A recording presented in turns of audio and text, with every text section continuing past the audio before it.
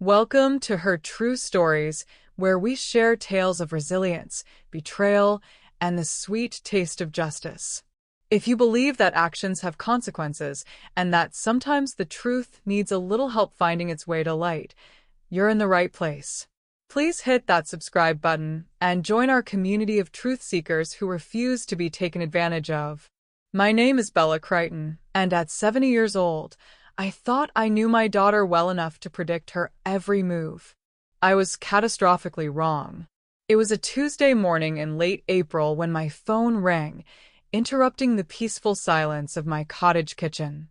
I was sitting at my grandmother's oak table, the same one where I'd helped my own children with homework decades ago, sipping tea from my favorite bone china cup, a wedding gift from 1973 that had survived 2 moves, 3 grandchildren, and 47 years of marriage before Harold passed. "Mom?" Sarah's voice came through the receiver, tight with what I initially mistook for disappointment. "I have some bad news about our trip." My heart sank. For 3 months, I'd been looking forward to our planned vacation to the mountains of North Carolina. Sarah had suggested it herself back in January, during one of our weekly phone calls that had become increasingly brief and perfunctory over the past year. "What's wrong, sweetheart?" I asked, already dreading the answer. "I'm going to have to cancel our trip. Something's come up with Daniel's work, and we just can't get away right now." Daniel, my son-in-law, worked in middle management at some tech company whose name I could never remember. Always seemed to have crucial projects that required his immediate attention, especially when it came to spending time with his wife's family. "Oh, Sarah, that's such a disappointment," I said, trying to keep the hurt out of my voice. "I was really looking forward to spending time with you. We haven't had a proper vacation together since before your father died." "I know, Mom. I'm disappointed too. But you know how it is with Daniel's career. This promotion he's been working toward, he can't afford to take time off right now." I understood career pressures, truly I did.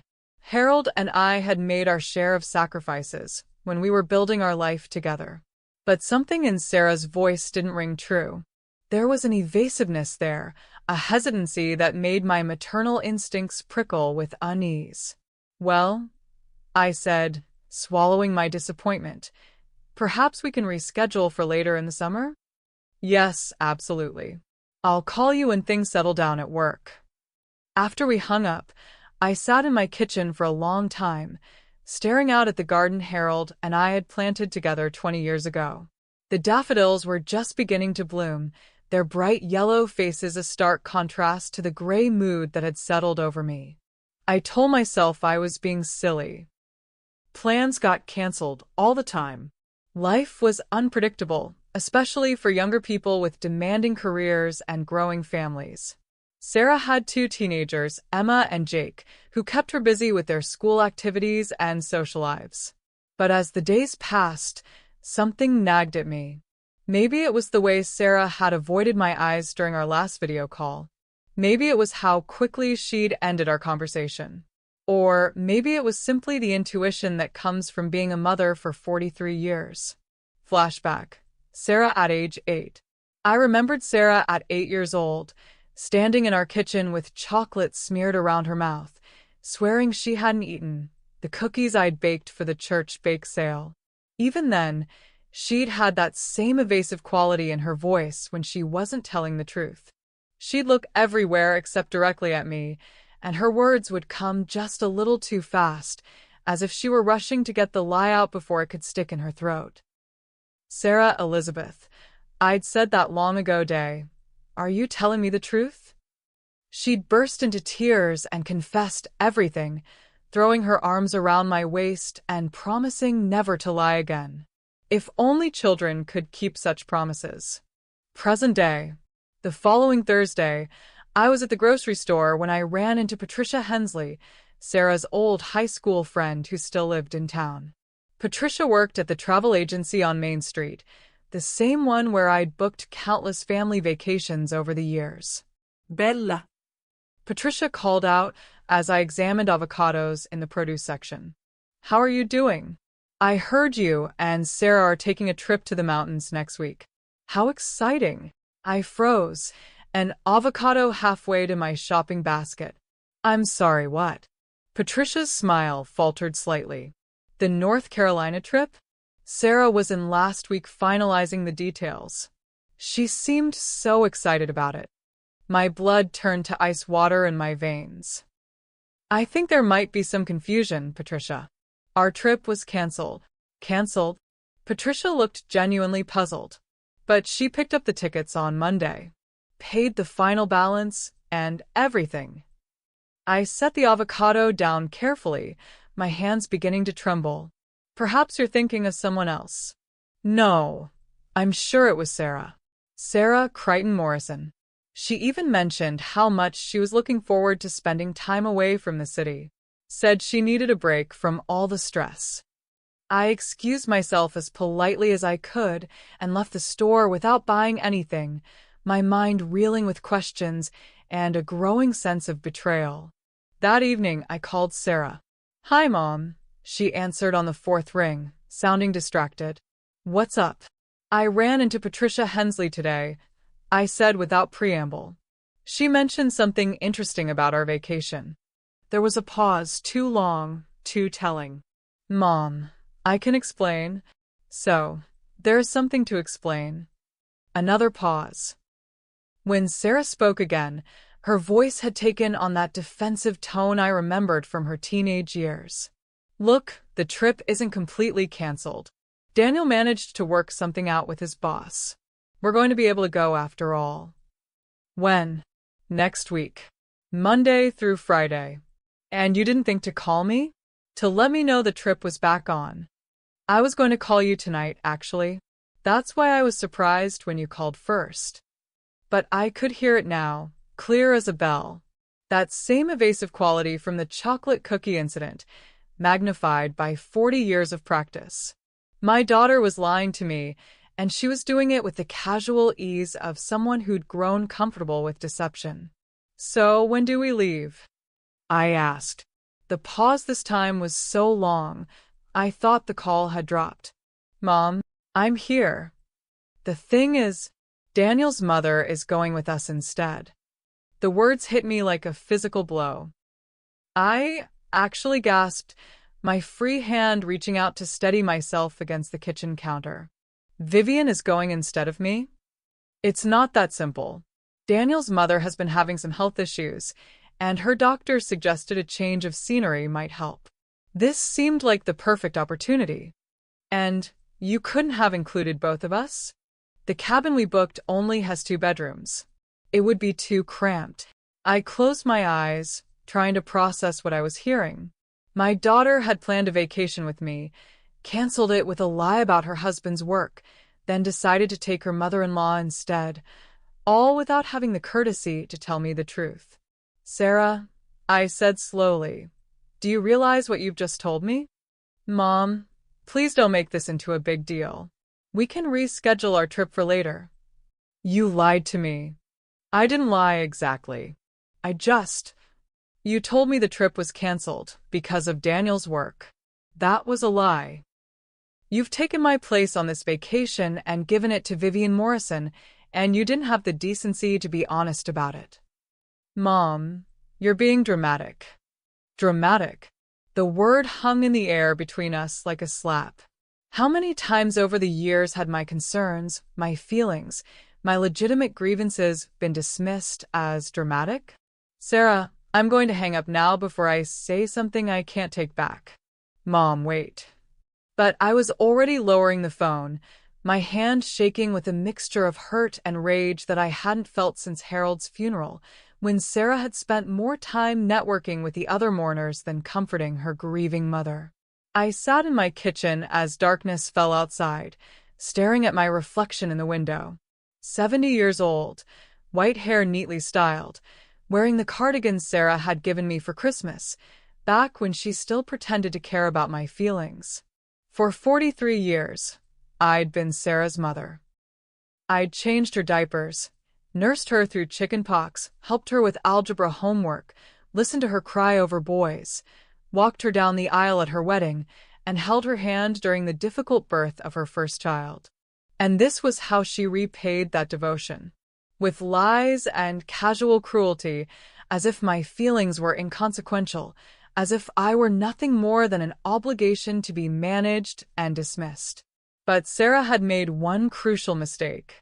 She'd forgotten that the woman who raised her wasn't just her mother. She was Bella Crichton, and Bella Crichton had never been the kind of woman to accept betrayal quietly. As I sat there in the growing darkness, a plan began to form in my mind. If my daughter wanted to play games with her mother's heart, then it was time for her to learn that some games have consequences she never saw coming. Let me tell you about the daughter I raised so you can understand just how deep this betrayal cut. Sarah Elizabeth Crichton came into this world on a snowy February morning in 1977, after 18 hours of labor that nearly killed us both. Harold had worn a path in the hospital waiting room floor, and when the doctor finally emerged to tell him he had a daughter, my husband broke down and cried like a baby. She was perfect from the very beginning, 10 fingers, 10 toes, and a pair of blue eyes that seemed to look right through you to your soul. But it wasn't just her physical perfection that captured our hearts. Sarah was special in ways that became apparent almost immediately. By the time she was 3, Sarah could read simple books. Not the typical picture books with one word per page, but actual stories with plots and characters. I remember the day she picked up Harold's newspaper and started reading the headlines aloud. The mailman, poor Mr. Peterson, nearly dropped his bag in shock. "That child is going places," he told me, shaking his head in amazement. "Mark my words, Mrs. Crichton. That little girl is destined for great things." And she was. Sarah excelled at everything she touched: academics, music, sports, social situations. She was the kind of child other parents envied, the one teachers remembered years later, the one who made Harold and me glow with pride at every school function. But there was something else about Sarah, something I didn't recognize as problematic until much later. She was charming, devastatingly so. She could talk her way out of any trouble, convince anyone of anything, and make people believe exactly what she wanted them to believe. I should have seen the warning signs when she was 12. She'd been invited to a sleepover at her friend Madison's house, but Harold and I had said no because it was a school night. The next morning, Madison's mother called to thank me for letting Sarah come over. "I'm sorry," I said, confused. "Sarah didn't go to any sleepover last night." "Oh, but she did. She arrived around 7 o'clock with her overnight bag. Said you'd change your mind because it was Madison's birthday." It wasn't Madison's birthday. It was 3 months past Madison's birthday.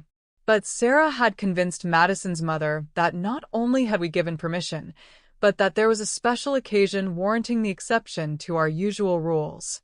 When I confronted Sarah that afternoon, she looked me straight in the eye and said, "I was helping Madison with a project for school." Her mom must have misunderstood. But Madison's mother wasn't senile or confused. She was a sharp woman who ran her own accounting business. Sarah had simply lied to her so smoothly, so convincingly, that the truth never stood a chance. The pattern continued through high school. Sarah would tell me she was going to the library to study, then spend the evening at the mall with friends. She claimed she needed money for school supplies, then use it to buy makeup and clothes. She'd promise she'd be home by 10, then stroll in at midnight with a story about car trouble that was so detailed and convincing that Harold actually offered to pay for the fictional repairs. Each time I caught her in a lie, Sarah would apologize with tears in her eyes and promises to do better. And each time, I believed her because I wanted to believe her. Because the alternative, that my perfect daughter was becoming someone I didn't recognize, was too painful to accept. "She's just going through a phase," Harold would say, when I expressed my concerns. "All teenagers push boundaries. She'll grow out of it." But I wasn't convinced it was a phase. I was starting to suspect it was simply who Sarah was. Now, Sitting in my kitchen with the bitter taste of her latest deception still fresh in my mouth, I could see the clear line from that 12-year-old who'd lied about a sleepover to the 43-year-old woman who'd lied about our vacation. The really heartbreaking part was that I'd kept believing in her, kept making excuses for her behavior, even as the lies became more frequent and more hurtful. When she'd forgotten to invite me to Emma's graduation party. When she'd mixed up the dates for Jake's championship soccer game. When she'd been too busy to visit during my bout with pneumonia last winter, but somehow found time to post photos of herself at a spa weekend on social media. Harold had been gone for 3 years now, and in that time, Sarah's treatment of me had grown progressively worse. It was as if, without Harold there to witness her behavior, she felt free to show her true colors. But it wasn't just the lying that hurt, it was the casual cruelty of it. The way she'd replaced me with Vivian Morrison, Daniel's mother, without a second thought. Vivian, with her perfect silver hair and her designer clothes and her habit of making subtle digs about my simple lifestyle whenever we were forced to interact at family gatherings. Flashback. Last Christmas. Christmas dinner had been particularly revealing. Sarah had spent the entire evening doting on Vivian, asking about her health, complimenting her outfit, hanging on her every word as if she were dispensing wisdom instead of gossip about her bridge club. Meanwhile, I'd sat at the far end of the table, watching my own daughter treat her mother-in-law like royalty while barely acknowledging my presence. When I tried to share a story about Emma's childhood, Sarah had interrupted me mid-sentence to ask Vivian about her upcoming cruise. "Mom," Sarah had said later, when I'd mentioned feeling left out, "you're being sensitive. Vivian doesn't get to see the kids as often as you do." But that wasn't true either. Vivian lived 20 minutes away and saw Emma and Jake at least twice a week. I lived 45 minutes away and was lucky if I saw them twice a month. The more I thought about it, the more patterns I could see. Sarah had been systematically pushing me to the margins of the family for years, always with perfectly reasonable explanations that fell apart under closer scrutiny. Like the time she'd forgotten to mention that Emma was in the school play until after it was over. Or when she'd planned Jake's birthday party for a day when she knew I had a doctor's appointment, then acted surprised when I couldn't attend.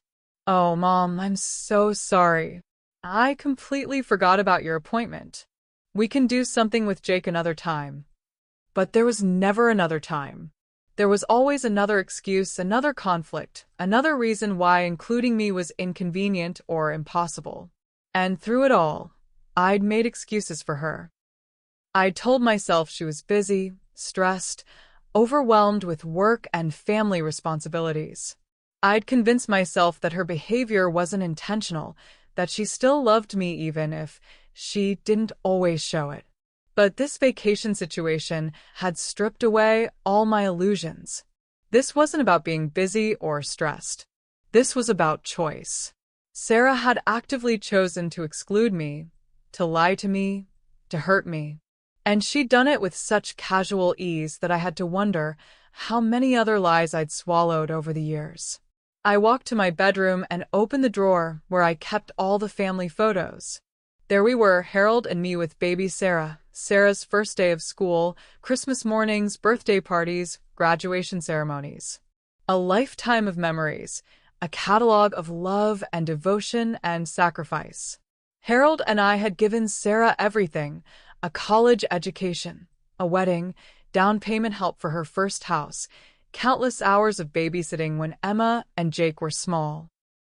We'd been the kind of parents who dropped everything when our child needed us, who put her happiness above our own comfort time and time again. And this was how she repaid us. With lies and exclusion and the kind of casual cruelty that can only come from someone who's never faced real consequences for their actions. But that was about to change. I put the photos away and walked to my desk, where I kept my address book and important papers. If Sarah thought she could manipulate me like some doddering old fool, she was about to learn otherwise. Bella Crichton hadn't raised her daughter to be a liar and a manipulator. But if that's what Sarah had chosen to become, then it was time for her to meet the woman who taught her everything she knew about planning and persistence. The student was about to get a lesson from the master. I put the photos away and walked to my desk, where I kept my address book and important papers. If Sarah thought she could manipulate me like some doddering old fool, she was about to learn otherwise. Bella Crichton hadn't raised her daughter to be a liar and a manipulator. But if that's what Sarah had chosen to become, then it was time for her to meet the woman who taught her everything she knew about planning and persistence. The student was about to get a lesson from the master. The next morning, I woke with a sense of purpose I hadn't felt in months. But before I could plan my next move, I needed to know exactly what I was dealing with. How deep did Sarah's deception go? How long had she been lying to me? I made myself a proper breakfast, something I'd been neglecting lately, and settled down with my laptop. Sarah thought I was a technologically challenged old woman, but she'd forgotten that I'd worked as a bookkeeper for 30 years before retiring. I knew my way around computers and the internet better than she assumed.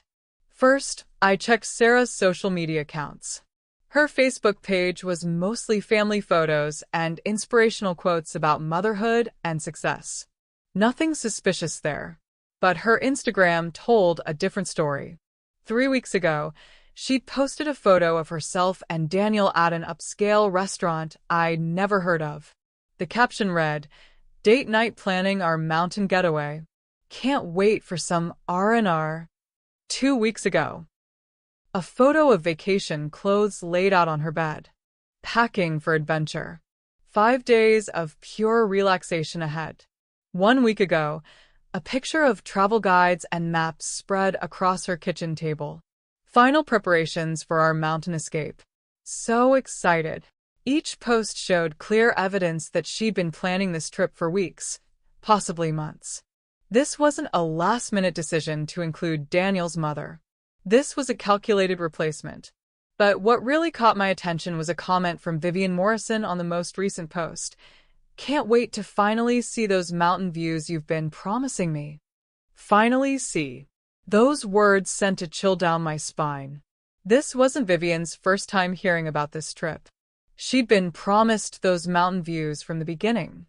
I grabbed my phone and called Patricia at the travel agency. "Bella, how lovely to hear from you again," Patricia said when she picked up. "I hope I didn't cause any confusion yesterday." "Not at all, Patricia. Actually, I was wondering if you could help me with something. When Sarah booked this trip, did she mention who would be going with her?" There was a pause. "I probably shouldn't share client details, but since your family, she originally booked for 3 adults. Herself, Daniel, and someone she referred to as Daniel's mother. I remember because she specifically requested a room arrangement that would give the older guest her own space." My hands tightened around the phone. 3 adults. She never mentioned me at all. No, Bella. I'm sorry. I think I must have gotten confused yesterday when I mentioned you. Sarah definitely didn't book this trip for you and her. I thanked Patricia and hung up, my mind reeling. Sarah hadn't changed the plans. She'd never included me in the first place. The entire story about our mother-daughter vacation had been a fabrication. But why? Why create such an elaborate lie? The answer came to me as I remembered a conversation we'd had in January. Flashback. January phone call. "Mom, I've been thinking," Sarah had said during one of our weekly calls. "You seemed so down during the holidays. Maybe we should plan something fun together. A little trip, just the 2 of us." I'd been thrilled. It had been years since Sarah and I had spent quality time alone together, and I'd interpreted her suggestion as a sign that she wanted to rebuild our relationship. "That sounds wonderful, sweetheart. What did you have in mind?" "I don't know yet. Let me look into some options and get back to you." She'd never gotten back to me. Instead, she'd called me weeks later with a story about the North Carolina mountains, presenting it as if it had been our plan all along. Now I understood. Sarah had never intended to take me anywhere. She'd planted the idea of a trip to make me feel like she cared, then created an elaborate fiction about planning something together. When she was ready to take her real vacation with Daniel and Vivian, she'd needed a way to explain why I wasn't included. Hence the lie about Daniel's work conflicts and the cancelled trip. But Sarah had made a crucial error. She'd underestimated her mother's intelligence and determination. She'd assumed I would accept her explanation and quietly fade back into the margins of her life, grateful for whatever crumbs of attention she chose to throw my way.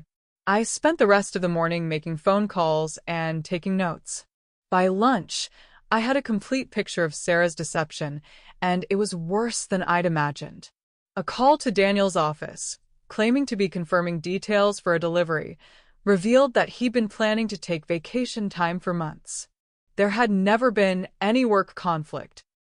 A casual conversation with Emma, my 17-year-old granddaughter, revealed that she'd known about the mountain trip for weeks and was excited to have Grandma Viv share her travel photos when she got back. Grandma Viv? I'd asked, trying to keep my voice neutral. Yeah, she's always showing us pictures from her trips. She went to Europe last year and to California before that. Mom says she's the most adventurous person she knows. Each revelation was like another knife in my heart. Not only had Sarah excluded me from this vacation, but she'd been actively building up Vivian as the preferred grandmother, the interesting one, the one worth spending time with. That afternoon, I made one more call to my old friend Margaret, who worked at the bank where Sarah and Daniel had their mortgage. "Bella, what a surprise," Margaret said when she recognized my voice. "How are you holding up?" "I'm doing well, Margaret. Listen, I'm calling because I'm concerned about Sarah and Daniel's finances. She's been asking me for help with some expenses, and I want to make sure they're not in over their heads." It wasn't entirely a lie. Sarah hadn't asked for money recently, but she'd borrowed from me several times over the past few years, always with promises to pay me back that had never materialized. "Oh, I wouldn't worry about that," Margaret said. "They just paid off their credit cards last month, and their mortgage is in excellent standing. Daniel got a substantial bonus this year, and Sarah's been doing very well with her real estate business." Another piece of the puzzle clicked into place. Sarah wasn't struggling financially. She could afford this vacation without any sacrifice or difficulty. She'd simply chosen to spend her money on Vivian instead of me. By evening, I had compiled a comprehensive dossier of Sarah's lies. The evidence was damning and undeniable. But more importantly, I had the beginnings of a plan. If Sarah wanted to play games, I was going to give her a game she'd never forget. She'd lied to me about work conflicts, financial struggles, and canceled plans. She'd manipulated me into believing she cared about our relationship while secretly planning to exclude me. But Sarah had forgotten something important about her mother. She'd forgotten that Bella Crichton had been fighting battles and solving problems long before Sarah was born. She'd forgotten that I'd survived Harold's death, raised children through difficult times, and built a life based on honesty and integrity. Most importantly, she'd forgotten that I'd taught her everything she knew about planning and persistence. And if she thought she could outsmart the woman who'd trained her, she was about to receive a very painful education. I opened my laptop and began typing. If Sarah wanted to take a vacation with her mother-in-law, that was her right. But she was going to do it honestly, and she was going to face the consequences of her deception. The game was about to begin. Sunday morning brought unseasonably warm weather and crystal clear skies, the kind of day that made you believe anything was possible. I woke before dawn, my mind sharp and focused on the task ahead. Sarah's vacation was set to begin the next day, which gave me exactly 24 hours to execute my plan. But first, I needed allies. And I knew exactly where to find them. My first call was to Emma, my granddaughter. At 17, she was old enough to understand family dynamics, but young enough to still have an idealistic sense of right and wrong. "Hi, Grandma Bella," she answered on the second ring, sounding surprised. Mom said you might call to wish us bon voyage for tomorrow. Actually, sweetheart, I'm calling because I need to ask you something, and I need you to be completely honest with me. Do you know why I'm not going on this vacation with your mother? There was a long pause. When Emma spoke again, her voice was smaller, more hesitant. Mom said you decided not to come because mountain cabins make you uncomfortable. Something about the altitude and your age. Another lie. Another casual dismissal of my capabilities based on stereotypes about elderly people. Emma, has your mother ever mentioned this trip being planned as something for her and me to do together? No, Grandma. She's been planning this with Dad and Grandma Viv for months. She's been really excited about showing Grandma Viv the mountains because she's never been to that part of North Carolina. I felt that familiar stab of betrayal, but I kept my voice steady. I see. And did you know that your mother told me this trip was originally for the two of us, but she had to cancel because of your father's work? Another pause, longer this time. Dad took vacation days for this trip weeks ago. He's been looking forward to it. Smart girl. She was starting to put the pieces together. Emma, I'm going to ask you something, and you can say no if you're uncomfortable. But I think your mother has been lying to me about several things, and I'd like your help in setting the record straight. What kind of help? I explained my plan carefully, making sure Emma understood that this wasn't about hurting her mother, but about ensuring honesty in our family relationships. When I finished, there was a long silence. Grandma, Emma said finally, I love Mom, but what she's doing to you isn't right. I've noticed how she treats you differently than she treats Grandma Viv, and it's always bothered me. You've noticed? Of course I've noticed. Grandma Viv gets invited to everything, gets asked for her opinion about everything, gets treated like she's this amazing person whose every word is wisdom. But you, Mom barely tolerates having you around. It's like she's embarrassed by you, and I've never understood why. Her words stung because they confirmed what I'd suspected but hadn't wanted to acknowledge. Will you help me? Yes, Emma said without hesitation. What do you need me to do? My second call was to Jake, my 15-year-old grandson. He was more direct than his sister, with less patience for social niceties and more appreciation for straightforward honesty. Grandma B, he answered enthusiastically. What's up? Jake, I need to ask you about your mother's vacation plans. Oh, the mountain thing with Grandma Morrison? Yeah, they're leaving tomorrow. Mom's been running around like crazy getting everything ready. Did you know she originally told me this trip was for her and me? What? No way. She's been planning this with Grandma Morrison forever. They've been looking at cabin rentals and talking about hiking trails for like 2 months. I explained the situation to Jake, who listened with increasing indignation. That's messed up, Grandma. Like, really messed up. Why would she lie about that? I don't know, Jake. But I'm going to find out. And I'm going to need your help. Whatever you need. This is bogus, and Mom needs to know that people notice when she does stuff like this. My third call was to Harold's sister, my sister-in-law Catherine. Catherine had always been fond of me, and she'd grown increasingly concerned about Sarah's behavior over the past few years. Bella, dear, how are you? Catherine's warm voice came through the phone like a hug. I'm well, Catherine. But I need to tell you about something that's happened, and I need your advice. I laid out the entire situation for Catherine, from the original mother-daughter vacation story to the discovery that I'd never been included in the real plans. When I finished, there was a long silence. That little... Catherine caught herself before using language that would have made Harold blush. Bella, Aiva Paled.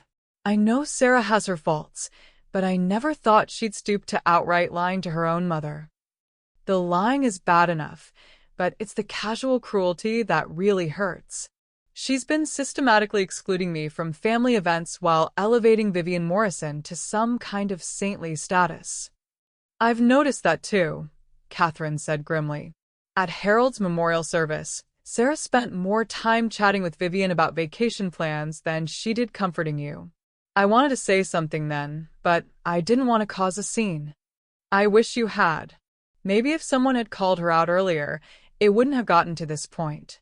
Well, it's not too late to call her out now. What did you have in mind? I explained my plan to Catherine, who listened with growing satisfaction. Bella Crichton, you magnificent woman. Harold would be so proud of you right now. Count me in. Whatever you need. By mid-afternoon, I had assembled my team and refined my strategy. The plan was elegant in its simplicity and devastating in its potential impact.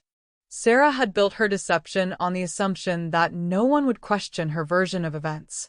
She was about to learn how wrong that assumption was. My final preparation was a trip to the local print shop, where I had several documents prepared. The young man behind the counter, barely older than Jake, looked at my materials with curiosity. Interesting project, ma'am. Family history. Something like that? I replied with a smile. Family education. That evening, I sat in my living room with a cup of tea and Harold's photo on the table beside me. We'd been married for 44 years before his heart attack took him away from me, and in all that time, we'd prided ourselves on raising Sarah to be honest, compassionate, and responsible. I don't know where we went wrong, Harold, I said to his picture. Maybe we were too lenient with her when she was young. Maybe we should have called her out on those early lies instead of hoping she'd outgrow them. But dwelling on past mistakes wouldn't solve present problems. Tomorrow, Sarah would leave for her vacation with Daniel and Vivian, confident that she'd successfully manipulated her mother into accepting exclusion and lies. She had no idea that her mother had spent the last 3 days uncovering every deception, building an airtight case, and preparing consequences that would make her think twice before lying again. I went to bed that night with a sense of anticipation I hadn't felt in years. Tomorrow was going to be very interesting indeed. Monday morning dawned crisp and clear, perfect weather for a mountain vacation. I was awake by 5 a.m., running through my mental checklist one final time. Sarah, Daniel, and Vivian would be leaving for North Carolina around 10 a.m., which gave me exactly 5 hours to execute the first phase of my plan. At 7 a.m., my phone rang. Sarah's name appeared on the caller ID. "Good morning, sweetheart," I answered, keeping my voice perfectly neutral. "Hi, Mom. I just wanted to call before we left to apologize again about the vacation. I know you were looking forward to it." The ease with which she lied still astounded me. Even now, hours before leaving with Vivian, she was maintaining the fiction that this had ever been my trip. "That's very thoughtful of you, dear. Are you all packed?" "Just about. Daniel's loading the car now, and his mother should be here any minute. I hope you all have a wonderful time. The mountains are beautiful this time of year." "Thanks, Mom. I'll call you when we get back, and we'll start planning our trip, okay? I'll look forward to it." After she hung up, I sat for a moment, marveling at her ability to sound so sincere while weaving such an elaborate web of lies.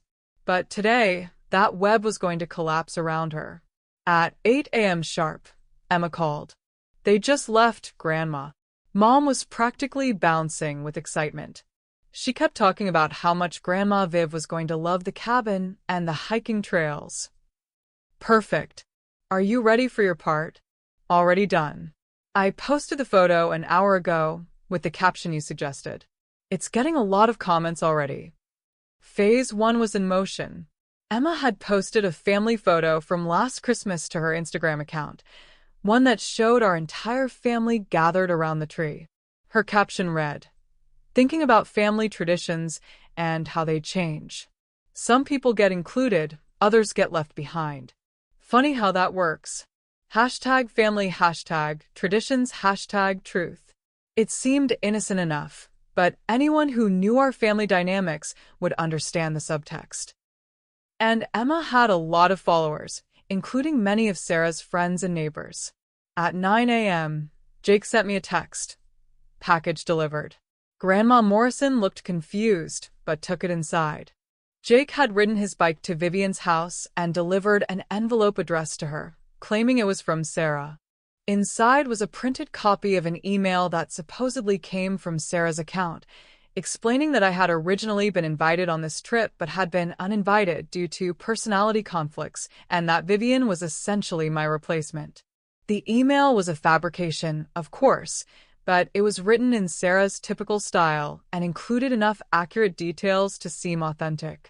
Most importantly, it would plant seeds of doubt in Vivian's mind about the true nature of this vacation invitation. At 10:30 a.m., Catherine called. "It's done, Bella. I just finished speaking with Margaret Hensley, Patricia's sister. You remember her? She works at that boutique hotel where Sarah's real estate office holds their monthly networking lunches."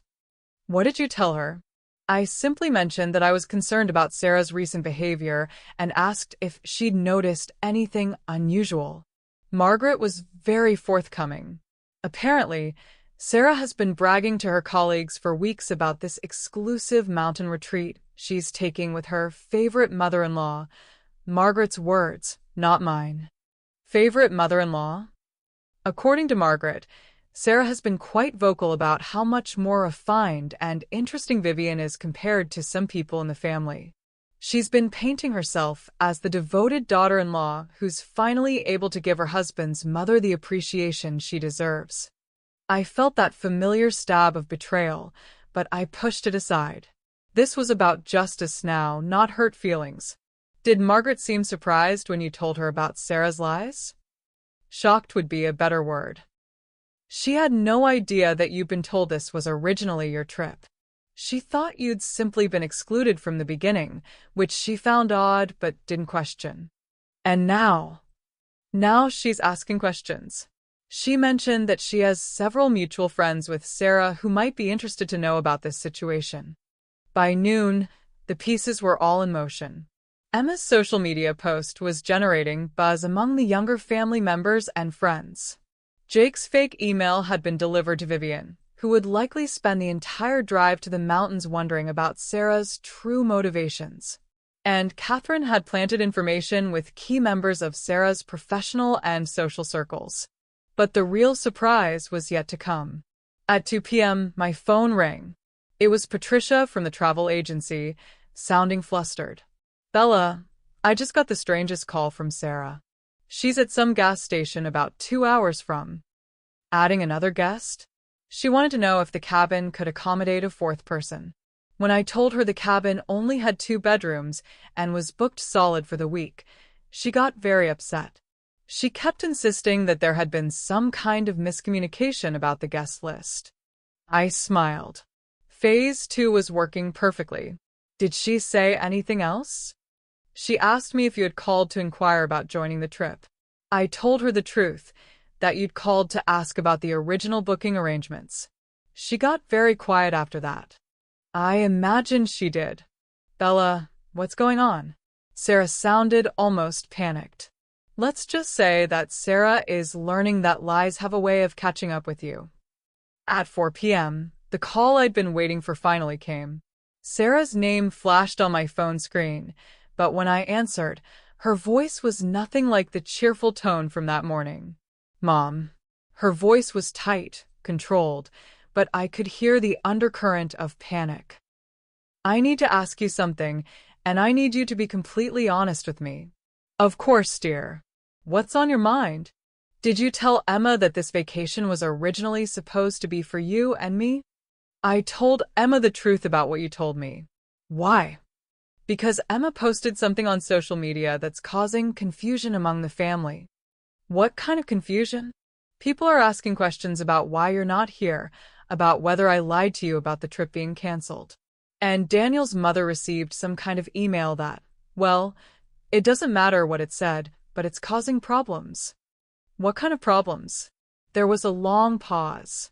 When Sarah spoke again, her voice was strained. "Mom, Vivian is upset. She thinks I manipulated her into taking your place on this vacation. She's talking about cutting the trip short and going home." "And is she right?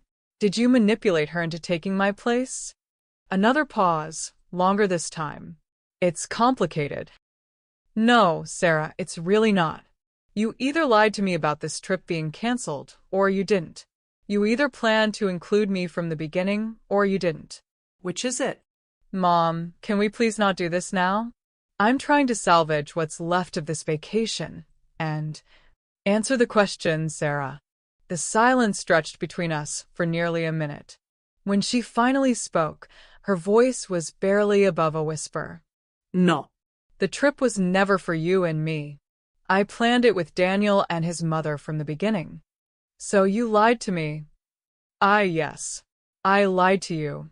Why? Because. Her voice broke slightly. Because I knew you'd be hurt if I told you the truth. I thought it would be easier if you believed the trip had been canceled rather than knowing you were never invited. Easier for whom, Sarah? For me, or for you? For both of us. I see. And the story about Daniel's work conflicts. That was a lie too. And your promise to reschedule a trip for us later? I don't know.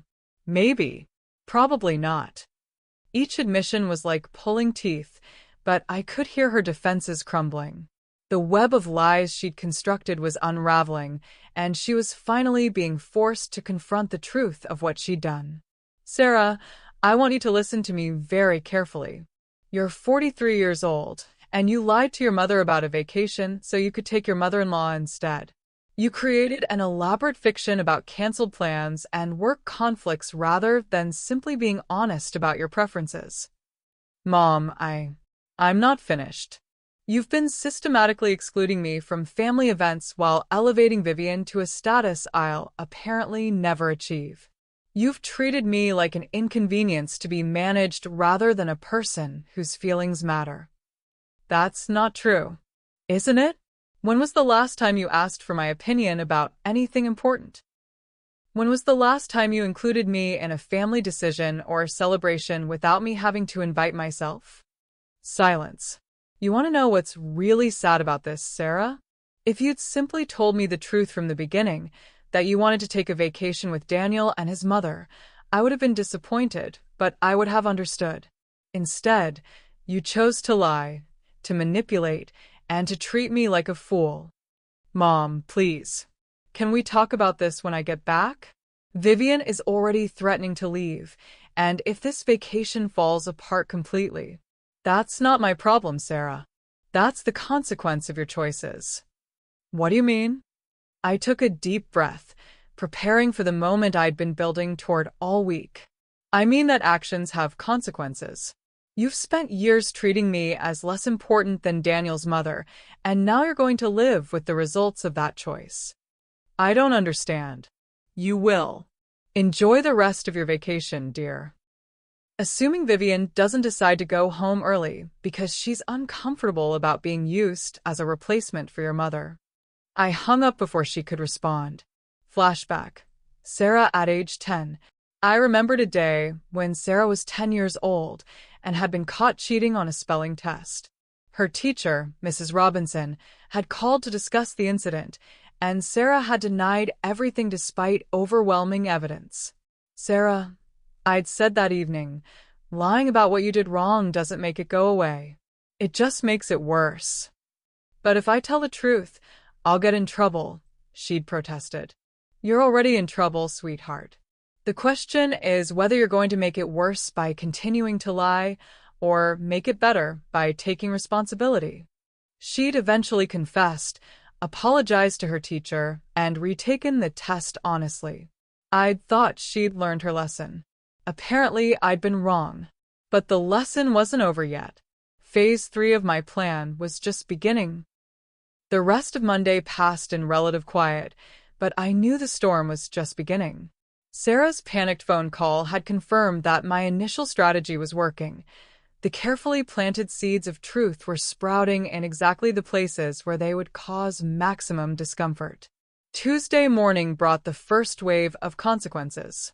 At 8 a.m., my phone rang. It was Vivian Morrison herself, her usually composed voice shaky with emotion. Bella, I hope you don't mind me calling directly. I got your number from the church directory. Of course not, Vivian. How can I help you? I need to ask you about this vacation. Sarah has been evasive about certain details, and I'm starting to piece together a picture that's very disturbing. I waited, letting her fill the silence. Was this trip originally planned for you and Sarah? Sarah told me it was. She called me in January to suggest we take a mother-daughter vacation. Then in April she told me it had been canceled due to Daniel's work conflicts. Dear God. Vivian's voice was barely a whisper. I had no idea. Sarah told me this had been planned for months as a family vacation that would give Daniel and me a chance to bond with his mother-in-law. She made it sound like it was your idea that I be included. Another lie. Layer upon layer of deception, each one designed to manipulate a different person for Sarah's convenience. Vivian, I want you to know that I don't hold you responsible for any of this. You were lied to just as much as I was. But I should have questioned it. When Sarah first suggested this trip, something felt off. She was almost too enthusiastic about including me, like she was trying to convince herself as much as me. What do you mean? She kept saying things like, you're so much more adventurous than most people your age, and it's refreshing to spend time with someone who appreciates fine experiences. It felt like she was making comparisons to someone, but I didn't realize. She was comparing you to me. Yes. And now I understand why she was so insistent that this cabin only had 2 bedrooms. She kept saying it would be cozy and intimate, perfect for bonding. But there's a 3rd bedroom here, Bella. A beautiful room with its own bathroom that's sitting completely empty. The scope of Sarah's lies was breathtaking. She'd lied to me about the trip being canceled, lied to Vivian about it being a family bonding experience, and even lied about the cabin's capacity to justify excluding me. Vivian, what are you going to do? I'm going home. Today. I can't stay here knowing that my presence represents your exclusion. It's not right, and it's not the kind of person I want to be. You don't have to do that. This isn't your fault. Maybe not, but staying would make me complicit in Sarah's deception. I won't be party to treating you this way. After Vivian hung up, I felt a mixture of satisfaction and sadness. Satisfaction that the truth was finally coming to light, but sadness that it had taken such drastic measures to achieve it. At 10 a.m., Emma called. Grandma, my Instagram post is blowing up. Aunt Catherine shared it, and now all the older relatives are commenting and asking questions. Mom's friends are starting to put the pieces together too. What kind of comments? Well, Cousin Michelle asked why you weren't included in family vacations anymore. Aunt Susan wanted to know if everything was okay between you and Mom. And Mrs. Patterson from church said she'd been wondering why you seemed so sad lately during services. And Sarah's friends? That's where it gets interesting. Mom's real estate friend Jennifer commented asking if this was about the mountain trip with the in-laws that Mom had been bragging about at their last networking lunch. Apparently, Mom had made it sound like she was finally able to appreciate Daniel's mother properly without having to manage other family dynamics. Each revelation was another nail in the coffin of Sarah's carefully constructed image. For years, she'd been portraying herself as the dutiful daughter-in-law while simultaneously depicting me as some kind of burden that required management. At noon, Catherine called with an update from her network of friends and church acquaintances. Bella, the word is spreading like wildfire. I had lunch with the ladies from the Historical Society, and they're all buzzing about Sarah's behavior. Apparently, she's been making subtle comments about your declining social energy and preference for quiet activities for months. Declining social energy? She's been painting you as someone who's becoming less interested in social activities and family gatherings. Meanwhile, she's been praising Vivian's youthful spirit and adventurous nature. She's essentially been building a narrative that justifies excluding you while elevating Vivian. The manipulation goes deeper than I thought. It gets worse. Margaret Hensley told me that Sarah has been gently suggesting to people that you might be developing some mild cognitive issues. Nothing dramatic, just occasional forgetfulness and confusion that makes including you in complex plans challenging. I felt the blood drain from my face. This wasn't just about vacation lies. Sarah had been systematically undermining my reputation in the community, creating a false narrative that would justify increasingly callous treatment. What kind of cognitive issues? The usual stereotypes about elderly people.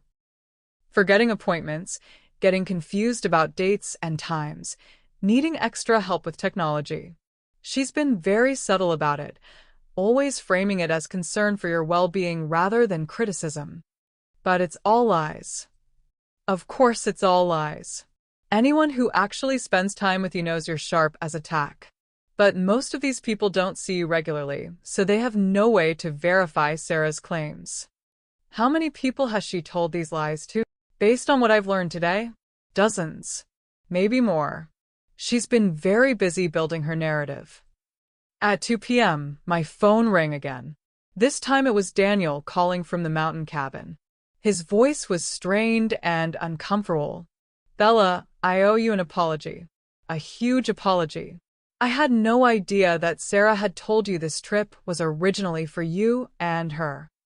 What did you think the situation was? Honestly, I thought you'd decided not to come because mountain vacations weren't your thing. Sarah said you preferred staying close to home and that you'd suggested she invite my mother instead. Another lie. Another layer of manipulation designed to make everyone believe that my exclusion was my own choice. Daniel, has Sarah ever discussed my supposed cognitive decline with you? There was a long pause. How did you guess? She's mentioned being concerned about your memory and some confusion about dates and appointments. She said she was worried about your ability to handle travel and new environments. And you believed her? I had no reason not to believe her. She's your daughter. I assumed she would know best about your capabilities. When was the last time you actually spent more than a few minutes in conversation with me, Daniel? Another pause, longer this time. It's been a while. Sarah usually handles the communications with your side of the family. So, you based your opinion of my mental state on Sarah's reports rather than your own observations. Yes. And now I'm realizing what a mistake that was. Bella, you sound completely lucid and sharp. There's nothing wrong with your cognitive abilities, is there? Nothing whatsoever. Jesus Christ. What has Sarah been doing? She's been systematically isolating me from the family while building a false narrative that justifies that isolation. She's been lying to everyone, me, you, your mother, the kids, her friends, our church community. I don't understand why she would do that. Neither do I, Daniel. But I intend to find out. At 4 p.m., Jake called with an update from the teenage front. Grandma, this is getting crazy. Emma's post has been shared like 50 times, and now all our cousins and school friends are asking questions. Some of Mom's friends' kids are asking their parents about why you're never included in family stuff anymore. How is Sarah handling all this attention? She's freaking out. She called Emma an hour ago and basically demanded that she delete the post. When Emma refused, Mom threatened to take away her car privileges. And what did Emma say? She told Mom that maybe, if she hadn't lied to her grandmother, there wouldn't be anything embarrassing to post about. I couldn't help but smile. My grandchildren had inherited some of their great-grandfather Harold's sense of justice. Jake, I need you to do something for me. I want you to ask your friends to share Emma's post with their parents. The more people who see it, the better. Already on it, Grandma. This is like watching karma in real time. At 6 p.m., Sarah called. Her voice was barely controlled fury mixed with desperation. What did you do? She demanded without preamble. I told the truth, Sarah. Something you seem to have forgotten how to do. The truth? You've destroyed my vacation, turned my children against me, and made me look like a monster to everyone I know. I didn't make you look like anything, dear. I simply stopped covering for your lies. What lies? I was trying to protect your feelings. By telling people I have cognitive problems? By suggesting I'm too confused and forgetful to handle travel? By building a narrative that paints me as a burden while elevating Vivian to saint status. Silence. Yes, Sarah, I know about all of it. Every lie you've told, every person you've manipulated, every false story you've spread about my supposed decline. Did you really think you could systematically destroy my reputation without anyone noticing? I never said you had cognitive problems. Daniel says otherwise. So do several other people. You've been very busy building your case for why excluding me is actually kindness. I was trying to make it easier for everyone. Easier for you, you mean? It's easier to exclude me if everyone believes I'm becoming incompetent. It's easier to replace me with Vivian if everyone believes she's more interesting and capable. That's not. I don't. Sarah, you lied to me, to your husband, to your mother-in-law, to your children, and to half the community. You've been playing a long game designed to push me out of the family while making it look like it's for my own good. I never wanted to hurt you, but you did hurt me. Repeatedly. Systematically. And the worst part is that you've been lying to yourself about it, pretending that your cruelty is actually kindness. What do you want from me? I want the truth. All of it. Why you've been working so hard to exclude me from your life. Why you've been lying about my mental state. Why you've decided that Vivian Morrison is a better mother figure than the woman who actually raised you. I can't do this over the phone. Then come home, Sarah. Cut your vacation short and come face the consequences of your actions. Vivian already left. She drove home this afternoon. She said she couldn't stay knowing how I'd treated you. Smart woman. So, the vacation is ruined anyway. Daniel and I are packing up tonight. Good. Because we're going to have a conversation that's long overdue. And this time, Sarah, you're going to tell me the truth. Wednesday afternoon found me sitting in my living room, waiting for the sound of Sarah's car in the driveway. She'd called that morning to say she and Daniel would be arriving around 4 p.m., their mountain vacation cut short by the avalanche of consequences that had followed her lies. I'd spent the morning preparing for this confrontation the way a general prepares for battle. I had my documentation organized, my questions prepared, and my resolve hardened by 3 days of revelations about the depth of my daughter's deception. At exactly 4:15, I heard the car doors slam outside. Through my window, I watched Sarah and Daniel approach my front door. Sarah's face was pale and drawn, her usual composed demeanor replaced by obvious anxiety. Daniel looked uncomfortable but determined, apparently. The drive home had involved some difficult conversations. They knocked rather than using the key I'd given Sarah years ago. Interesting. Hello, Mother, Sarah said when I opened the door. The formal address wasn't lost on me. She only called me Mother when she was trying to create emotional distance. Sarah. Daniel, please come in. We settled in my living room. Sarah perched nervously on the edge of the sofa while Daniel sat beside her, his hands clasped tightly in his lap. I took my usual chair across from them, the photo of Harold on the side table seeming to watch over us all. I suppose you're satisfied, Sarah began, her voice tight with barely controlled anger. You've ruined our vacation, humiliated me in front of the entire community, and turned my children against me. I haven't done anything except tell the truth. If that ruined your vacation and humiliated you, perhaps you should examine your own actions. My actions? I tried to spare your feelings. By lying to me? By creating false narratives about my mental state? By systematically excluding me from family events while building up Vivian as my replacement. Daniel shifted uncomfortably. Bella, Sarah told me about your conversation yesterday. I had no idea about the extent of the misunderstandings. They weren't misunderstandings, Daniel. They were deliberate lies told to multiple people over an extended period of time. And I think it's time Sarah explained why. Sarah's composure finally cracked.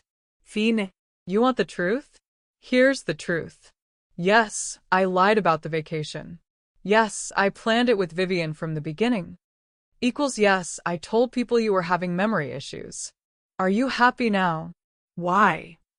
Why what? Why did you do all of that? Why go to such elaborate lengths to exclude me and lie about it? Sarah stood up abruptly, pacing to the window. When she turned back to face me, her eyes were bright with unshed tears and years of suppressed resentment. Because you're embarrassing, she said, the words tumbling out in a rush. Because every time I include you in anything, you make me look bad. Because Vivian is elegant and sophisticated, and I'm what, Sarah? You're provincial. You're unsophisticated. You embarrass me in front of my friends with your outdated clothes and your simple opinions and your complete lack of understanding about how the world works now. The words hit me like physical blows, but I force myself to remain calm. Go on. When I take Vivian places, people are impressed. She's traveled the world. She has interesting stories. She understands fine dining and culture and current events. When I take you places, people feel sorry for me for having to include my elderly mother who doesn't fit in anywhere. And so you decided to replace me. I decided to spare us both the embarrassment. Daniel looked horrified. Sarah, what are you saying? I'm saying what everyone already knows but is too polite to mention, Sarah snapped. That mom is from a different generation, a different social class, a different world. That including her in sophisticated social situations is awkward for everyone involved. Sophisticated social situations? I repeated. Like a family vacation to a mountain cabin? Like anywhere outside of this little house and your narrow circle of elderly friends. I felt something cold and hard settle in my chest. This wasn't just about lies or vacation plans. This was about fundamental contempt. Contempt for who I was, where I came from, and what I represented in Sarah's carefully curated life. I see, I said quietly. And the lies about my cognitive decline? Sarah had the grace to look ashamed, but she didn't deny it. People ask questions when an elderly parent is excluded from family activities. It's easier if they think there are limitations that make inclusion impractical. So, you created those limitations. I exaggerated some minor forgetfulness and confusion. Everyone that age has some memory issues. I don't have memory issues, Sarah. I don't have confusion. I don't have any of the problems you've been describing to people. You forget things sometimes. Everyone forgets things sometimes. That doesn't constitute cognitive decline. Daniel cleared his throat. Sarah, when you told me about Bella's memory problems, you made it sound much more serious than minor forgetfulness. I may have emphasized certain incidents. What incidents? I asked. Like the time you called me 3 times in one day asking about Emma's graduation date. I called once to confirm the time, once to ask about parking, and once to check if you needed me to bring anything. 3 separate questions, 3 separate calls. But you could have asked all those questions in one call. And from that, you concluded I was having memory problems? Among other things. What other things? Sarah sat back down, her anger deflating into sullen defensiveness. You don't understand modern technology. You dress like it's still 1985. You don't know anything about current events or culture. You live in the past. So, you decided to erase me from the present. I decided to create situations where we could all be comfortable. Comfortable for whom? Not for me, certainly. Not for your children, who've been watching you treat their grandmother like an embarrassment. Not for Daniel, who's been making judgments about my mental state based on your lies. It wasn't supposed to go this far, Sarah said quietly. It started small. I'd just avoid including you in things that might be awkward. But then people would ask questions and I'd have to explain, and the explanations got more elaborate. More dishonest, you mean? I never meant to hurt you. But you did hurt me, Sarah. Not just with the lies, but with the clear message that you're ashamed of the woman who raised you. We sat in silence for several minutes. Daniel looked like he wanted to disappear into the furniture. Sarah stared at her hands, apparently fascinated by her manicure. Finally, Sarah looked up at me with tear-filled eyes. I don't know how to fix this. Start with the truth. All of it. No more lies, no more manipulations, no more false narratives about my capabilities or limitations. And then what? Pretend this never happened. No, Sarah. Then we figure out whether we can build a relationship based on honesty instead of the lies and contempt that have been driving your behavior. You want me to tell everyone I lied? I want you to stop lying. What you tell people about your past lies is up to you, but the lying stops now. Daniel finally spoke up. Sarah, you need to understand how this looks from the outside. You've been systematically isolating your mother while telling people she's becoming incompetent. That's not just lying, it's a form of abuse. Abuse? Sarah looked genuinely shocked. I would never abuse my mother. Then what would you call creating false narratives about her mental state to justify excluding her from family activities? Daniel asked, what would you call lying to her about vacation plans while taking someone else in her place?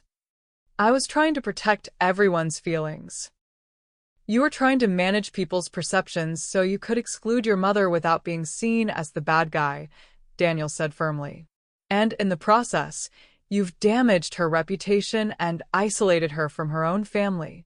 I looked at my son-in-law with new respect. He was finally seeing the situation clearly. Sarah, I said, I need you to answer one question honestly. Do you want a relationship with me at all? Or would you prefer that I simply fade into the background of your life completely? Of course I want a relationship with you. Then it needs to be based on truth. No more lies about my capabilities. No more exclusions justified by false narratives. No more replacing me with people you find more suitable. What if I genuinely think an event or activity isn't appropriate for you? Then you discuss it with me honestly. You don't lie to me about it being canceled or make up stories about my mental decline. And if I'm uncomfortable including you in certain social situations, I leaned forward, looking directly into her eyes. Then you examine why you're uncomfortable with the woman who raised you, and you decide whether your discomfort is more important than your mother's dignity. Sarah was crying now, quiet tears streaming down her cheeks. I don't know how to undo what I've done. You start by taking responsibility for it. You stop making excuses and start making amends. How? That's for you to figure out, Sarah. But I'll tell you this much. The next time you exclude me from something, you'd better have a damn good reason that has nothing to do with my alleged cognitive decline or your embarrassment about my provincial nature. Daniel reached over and took Sarah's hand. We'll figure it out, he said quietly. But Sarah, you have to understand that this can't happen again. What you've done is serious, and it's going to take time to rebuild trust. Sarah nodded, wiping her eyes. I know. I don't know where to start. Start with the truth, I repeated. And start with respect. I may not be as sophisticated as Vivian Morrison, but I'm your mother, and I deserve better than lies and manipulation. I'm sorry, Sarah whispered. I'm so sorry. I studied her face, looking for signs of genuine remorse versus mere regret at being caught. What I saw was a woman who had finally been forced to confront the ugliness of her own behavior and who was genuinely shocked by what that confrontation had revealed. I know you are, Sarah. The question is whether you're sorry enough to change. The week following our confrontation was a period of careful observation and tentative steps toward rebuilding. Sarah had left my house that Wednesday afternoon with red eyes and a promise to make things right, but I'd learned not to trust promises alone. I was waiting to see actions. The first sign of change came Friday morning when my phone rang. Mom. Sarah's voice was hesitant, uncertain. I was wondering if you'd like to have lunch today. Just the two of us. Nothing fancy, just talking. It was the first time in over a year that Sarah had initiated a social invitation that wasn't tied to a family obligation or holiday. I'd like that, I said carefully. Where did you have in mind? Actually, I was thinking I could pick up sandwiches from that deli you like and bring them to your house. If that's okay with you. Another small but significant gesture. Sarah rarely came to my house unless absolutely necessary, and she never voluntarily brought food to share. When she arrived at noon, she looked tired but determined. She carried a bag from Morrison's Deli, the local place where Harold and I used to eat lunch every Saturday for 15 years. I got your usual, she said, unpacking turkey and Swiss with mustard on rye bread. And I brought some of their potato salad. I remember you always liked it. We ate in my kitchen, the same room where I'd fielded her lying phone call about the canceled vacation just 2 weeks earlier. The irony wasn't lost on either of us. I've been thinking about what you said, Sarah began, picking at her sandwich, about examining why I was uncomfortable including you in social situations. And I think I've been ashamed of my own background, my own upbringing, and taking that shame out on you. I waited for her to continue. When I married Daniel and started moving in his social circles, I felt like I had to prove I belonged there, that I was sophisticated enough, cultured enough, successful enough to fit in with his family and friends. And you saw me as evidence to the contrary? I saw you as a reminder of where I came from. The small town, the modest house, the simple life. Everything I was trying to distance myself from. It was an honest answer, but it stung nonetheless. I see. I know how that sounds, Sarah said quickly. I know it's awful, but I'm trying to be honest with you. Honesty is a good start. But Sarah, there's nothing shameful about where you came from. Your father and I worked hard to give you opportunities, but we never expected you to be ashamed of us in return. I know that now. I'm starting to understand that the problem isn't with you. It's with me. Over the next hour, we had the most honest conversation we'd shared in years. Sarah told me about the pressure she felt to maintain a certain image in her professional and social circles, about her fear that people would judge her based on her family background, about how she'd gradually convinced herself that excluding me was protecting both of us from embarrassment. The thing is, she said, I've been living with this constant anxiety about being found out as someone who doesn't really belong in these elevated social circles.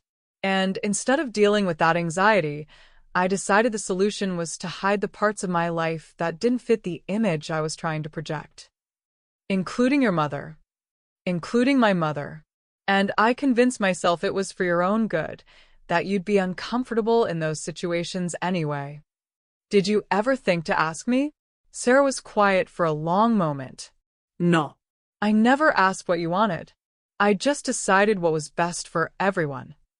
It was progress, but I needed to know more. Sarah, what about the lies you told people about my mental state? That wasn't about protecting me from embarrassment. That was about creating justification for exclusion. Her face flushed with shame. That started almost by accident. The first time someone asked why you weren't at a family event, I panicked and said you'd been having some confusion about dates. It seemed easier than admitting I hadn't invited you.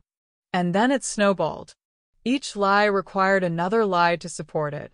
Before I knew it, I'd created this elaborate fiction about your declining capabilities. And the worst part is, I started to believe some of it myself. What do you mean? I mean, I started interpreting everything you did through the lens of the lies I told. If you called to ask a question, I saw it as evidence of confusion instead of normal communication. If you took a moment to remember something, I saw it as memory problems instead of normal human behavior. This revelation was perhaps the most disturbing of all. Sarah hadn't just been lying to others, she'd been gaslighting herself, rewriting reality to match her fabrications. Sarah, do you realize how dangerous that kind of thinking is? You were essentially erasing my actual capabilities and replacing them with fictional limitations. I know. I know how wrong it was. And I'm trying to figure out how to undo the damage. What have you told people since you got back from the mountains? I've started making some calls. I told Daniel's mother the truth about the vacation lies. I called a few of my close friends and admitted I'd exaggerated concerns about your mental state. It's humbling. How are people responding? Mixed reactions. Some are disappointed in me. Others are confused about why I felt the need to lie in the first place. A few have admitted they never really believed the stories about your cognitive decline anyway. That last part was oddly comforting. At least some people had seen through her deceptions. What about Vivian? How is she handling all this? Sarah's face fell. She's hurt. Deeply hurt. She feels like I used her to hurt you, and she's right. I did use her. I built her up as everything you supposedly weren't, and I put her in the position of unknowingly participating in your exclusion. Have you apologized to her? I tried. She's not ready to talk to me yet. She said she needs time to process the fact that our entire friendship was built on lies about you. Friendship. I've been cultivating a relationship with Vivian for the past 2 years, ever since Daniel started talking about wanting to travel more with his parents. I thought if I could become close to her, it would solve the problem of having 2 mothers-in-law who required attention, by replacing one with the other. Yes. And now I've probably destroyed my relationship with both of you. I studied my daughter's face. She looked genuinely remorseful, but I'd been fooled by her apparent sincerity before.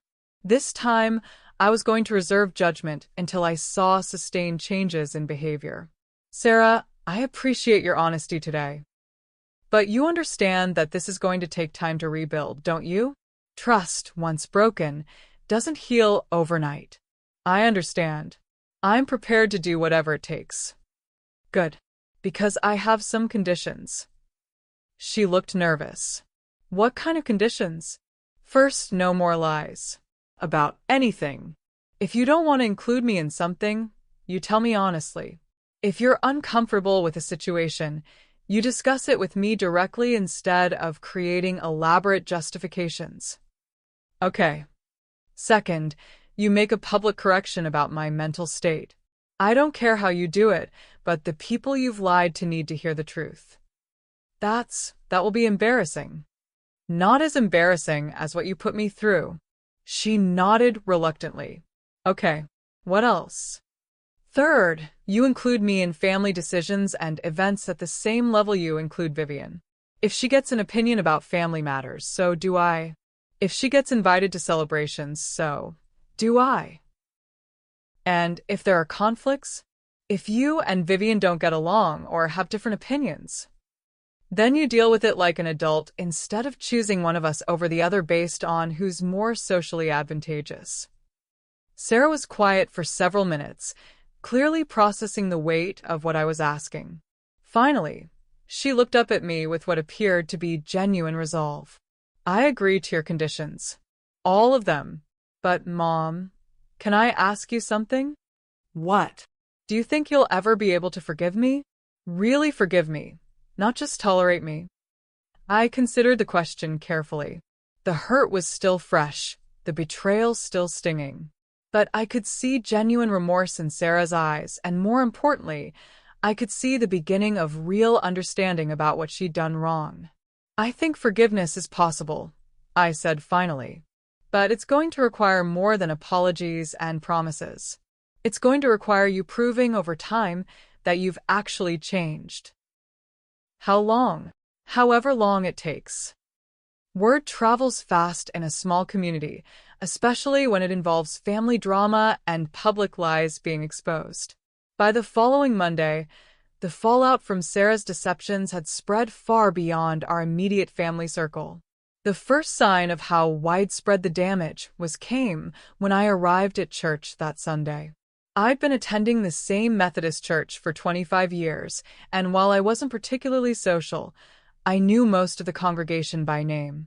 As I walked into the sanctuary, I noticed an unusual number of people turning to look at me, their expressions ranging from sympathetic to curious to concerned. During the coffee hour after service, I was approached by at least a dozen people who wanted to check on my well-being. Margaret Foster, the church secretary, was the most direct. "Bella, dear, we've all been so worried about you. Some of us have been hearing troubling things about your health, but you seem perfectly fine to me." "What kind of troubling things?" "Well, Sarah mentioned to several people that you'd been having some memory difficulties and confusion. She made it sound quite serious, actually. But talking to you now, I can't see any sign of the problems she described." I spent the next hour having variations of the same conversation with different church members. Each one had heard some version of Sarah's lies about my cognitive decline, and each one was clearly confused by the disconnect between what they'd been told and what they were observing. By the time I left church, it was clear that Sarah's damage control efforts were going to be more complicated than either of us had anticipated. She hadn't just told a few close friends about my supposed problems. She'd spread the lies throughout our entire community. Monday morning brought a call from Dr. Peterson, my longtime physician. "Bella, I'm calling because I've had several people express concern about your mental health recently. I wanted to check in and see how you're doing." "What kind of concerns?" "People suggesting you might be experiencing memory loss or confusion. I have to say, I was surprised to hear these reports because I see no evidence of cognitive decline in our appointments." "That's because there is no cognitive decline, Dr. Peterson. These reports are based on false information my daughter has been spreading." There was a pause. False information. I explained the situation to Dr. Peterson, who listened with growing concern. "Bella, I need you to understand how serious this is. False reports about an elderly person's mental capacity can have significant consequences. They can affect your independence, your financial autonomy, even your legal rights." "What do you mean?" "If enough people believe you're experiencing cognitive decline, they might question your ability to make decisions about your own care, your finances, your living situation. In extreme cases, it could even lead to guardianship proceedings." The blood drained from my face. I hadn't considered the legal implications of Sarah's lies. "Is there anything I can do to protect myself?" "I'm going to document this conversation in your medical file, along with my professional assessment that you show no signs of cognitive impairment. I'd also recommend you consider speaking with a lawyer about the potential legal ramifications of what your daughter has done." After hanging up with Dr. Peterson, I sat in my kitchen feeling shaken. The scope of Sarah's deception was beginning to feel overwhelming. She hadn't just hurt my feelings or damaged our relationship. She'd potentially put my independence at risk. My phone rang. It was Emma. "Grandma, I need to tell you something. Mom called me last night and asked me to delete my Instagram post." "The one about family traditions?" "Yeah." "She said it was causing problems and making her look bad. When I refused, she threatened to cut off my car insurance and cell phone." "And what did you say?" "I told her that maybe if she hadn't lied to her own mother, there wouldn't be anything embarrassing to post about." Then she started crying and saying I didn't understand how complicated adult relationships are. I felt a surge of pride in my granddaughter's moral courage. "How are you handling all this?" "Honestly, I'm angry." I've been thinking about all the times over the years when you seemed sad or left out, and now I understand why. Mom has been systematically excluding you and lying about it." "Emma, I don't want you to." "No, Grandma, let me finish. I'm 17 years old, not 7. I can see what's been happening. And so can Jake. We've been talking about it, and we think Mom owes you more than just an apology." "What do you mean?" "We think she should make a public statement setting the record straight. Not just to a few friends, but to everyone she's lied to." "That's a big ask, sweetheart. She made a big mess. It should require a big cleanup." Tuesday brought another uncomfortable revelation. I was at the grocery store when I ran into Helen Morrison, Vivian's sister-in-law. Helen was clearly uncomfortable when she saw me, but she approached anyway. Bella, I hope you don't mind me saying, but I think you should know what Vivian has been telling people about that vacation situation. What has she been saying? She's been very clear that she was deceived about the nature of the trip and that she never would have agreed to go if she'd known she was taking your place. She's quite upset about being used that way. I appreciate her honesty. There's more.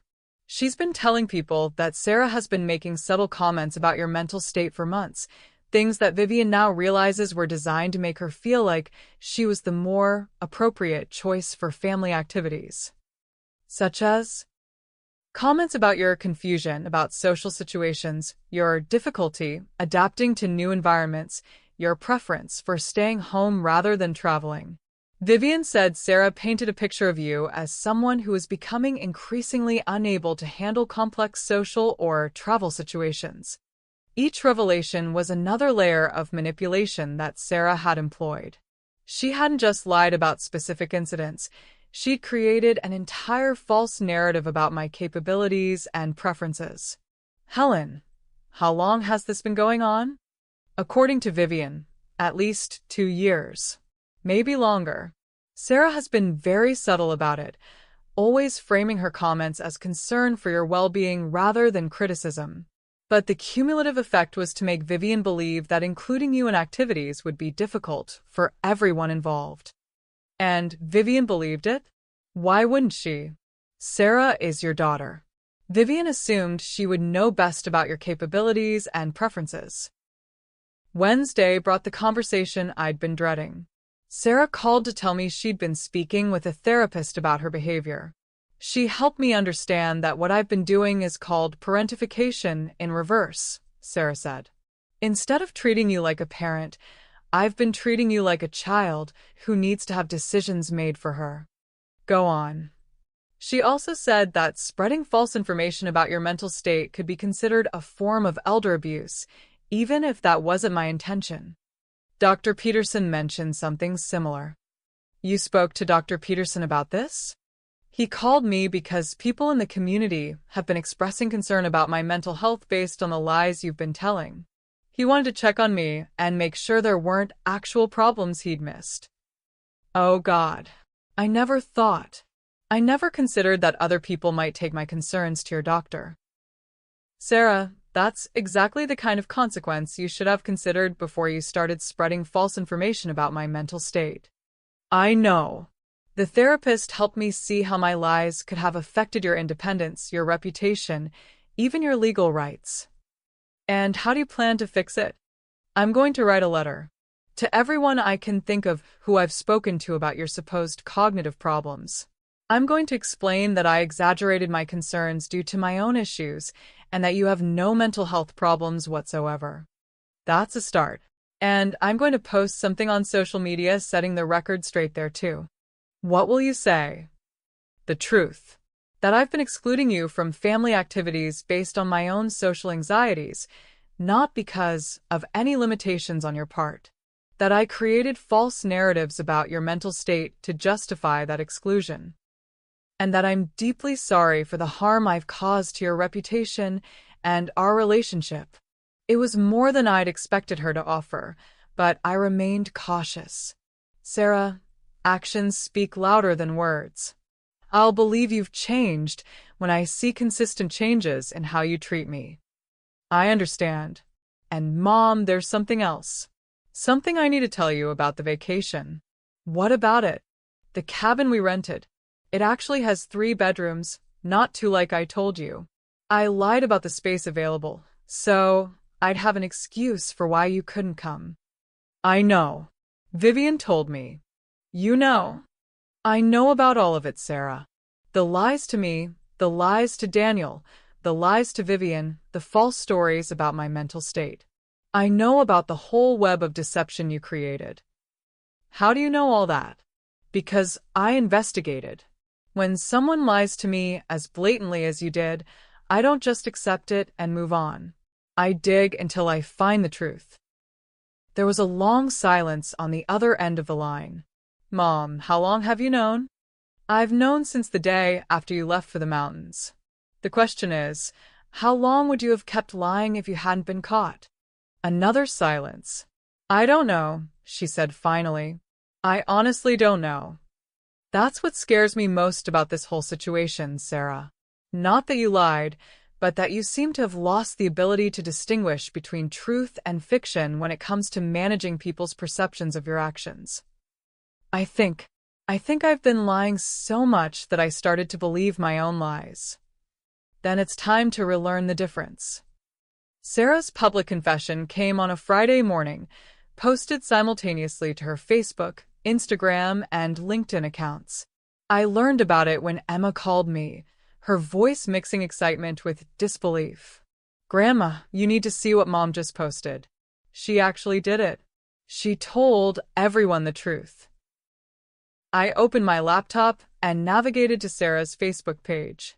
The post was lengthy, detailed, and surprisingly honest.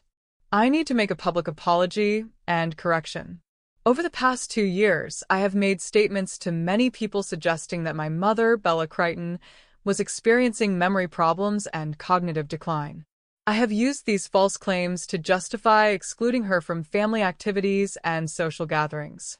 I have also misrepresented situations to make it appear that my mother's exclusion was her choice or in her best interest. None of this was true. My mother has no cognitive problems whatsoever. She is sharp, capable, and fully able to participate in any activity I might have excluded her from.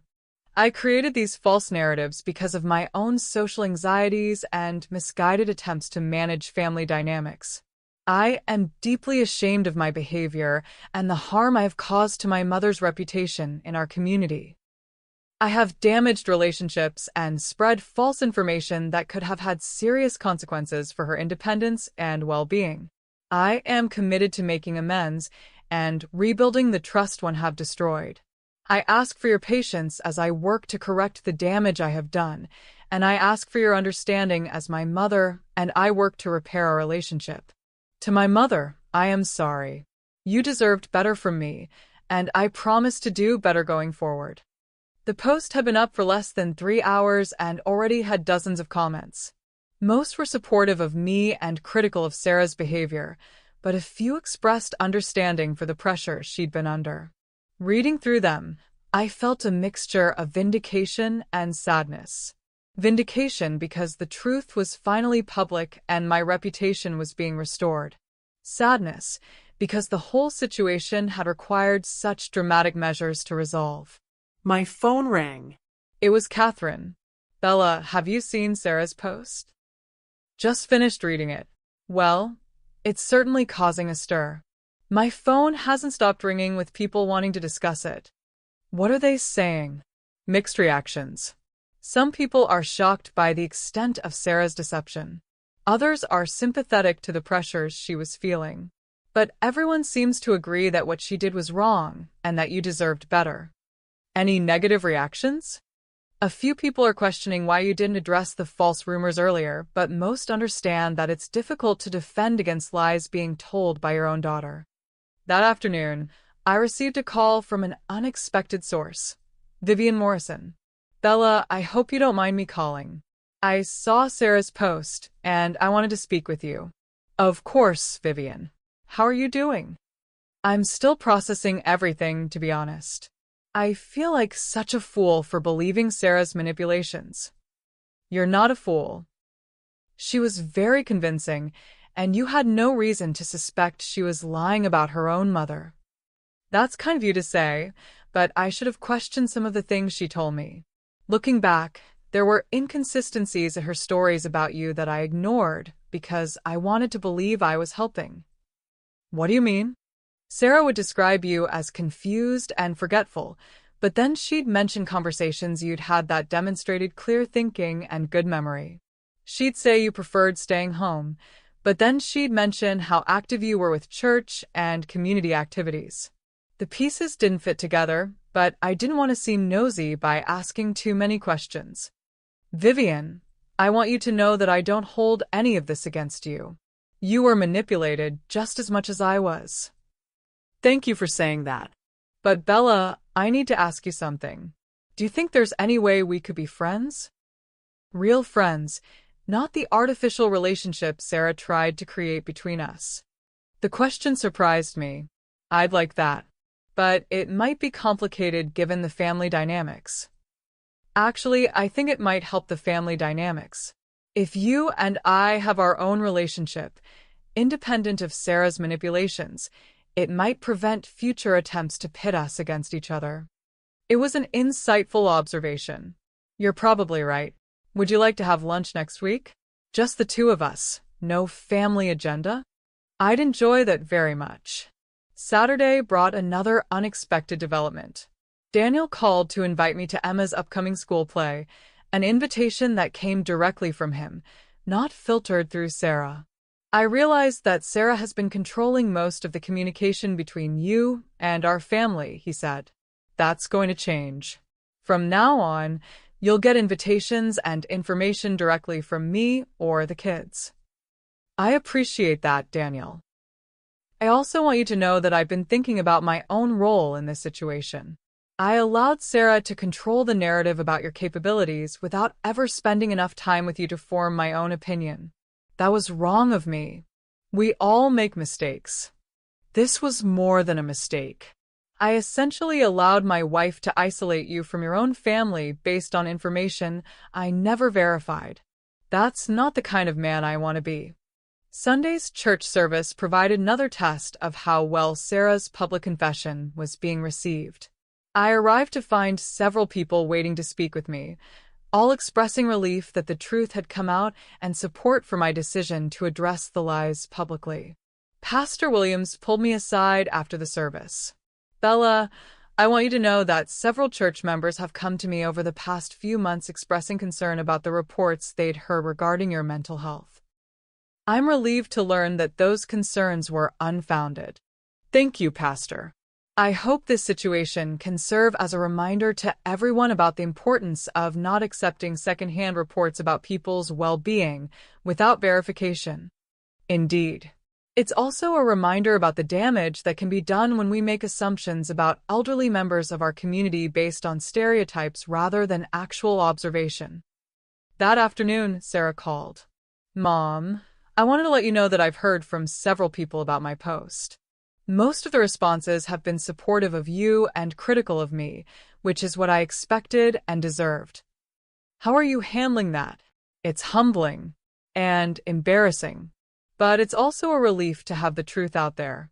I feel like I've been carrying around this weight of lies for so long that I'd forgotten what it felt like to be honest. Sarah, I saw your post, and I appreciate the public apology. But I need you to understand that this is just the beginning. Rebuilding trust is going to take time and consistent action. I know, and I'm prepared for that. Actually, I wanted to ask you something. Emma's play is next Friday night. I know Daniel already invited you, but I wanted to personally invite you to sit with our family. Not in the back or off to the side, but with us. It was a small gesture, but symbolically significant. I'd like that. There's something else. After the play, we usually go out for ice cream with Emma to celebrate. I'd like you to come with us. As part of the family, not as an afterthought. Are you sure you're comfortable with that? Mom, I'm going to have to get comfortable with treating you like a valued member of this family instead of an obligation to be managed. Starting now. For the first time since this whole ordeal began, I felt a glimmer of genuine hope that Sarah might actually change. 3 weeks after Sarah's public confession, I found myself sitting in my kitchen with an unexpected guest, Vivian Morrison. We'd begun meeting for lunch every Tuesday, and what had started as awkward conversations between two women who barely knew each other was developing into a genuine friendship. You know what's funny? Vivian said, sipping her tea. Now that I'm getting to know the real you instead of Sarah's version of you, I'm wondering how I ever believed her descriptions. What do you mean? She painted you as someone who was becoming increasingly withdrawn and confused, someone who preferred the safety of familiar routines to the excitement of new experiences. But you're one of the most intellectually curious people I've met. It was true. Over the past few weeks, Vivian and I had discovered we shared interests in history, literature, and current events. Our conversations were stimulating in a way I hadn't experienced in years. I think Sarah saw what she wanted to see, I said. Or rather, she created the version of me that justified her actions. It's more than that, though. I think she genuinely convinced herself that her false narratives were true. When she talked about your supposed limitations, she seemed to believe them. That's what makes the whole situation so disturbing. She wasn't just lying to others, she was lying to herself. My phone buzzed with a text from Emma. "Grandma, can you help me with my college application essay? Mom suggested I ask you because you're such a good writer." It was a small thing but significant. Sarah was beginning to acknowledge my capabilities instead of inventing limitations. "Good news?" Vivian asked, noticing my smile. "Emma wants help with her college essay. Sarah suggested she ask me. That's progress." "Small steps," I agreed. The doorbell rang, interrupting our conversation. Through the window, I saw Sarah standing on my porch with what appeared to be a large photo album in her hands. "That's my cue to leave," Vivian said, standing. "Same time next week?" "I'll look forward to it." After Vivian left, I opened the door to find Sarah looking nervous, but determined. Mom. I hope I'm not interrupting anything important. Just having tea with Vivian." Come in. Sarah's eyebrows rose slightly. "You and Vivian are having tea together? We're becoming friends. Is that a problem?" "No, it's actually wonderful. I'm glad something good came out of this mess." We settled in the living room, the same space where we'd had our confrontation 3 weeks earlier.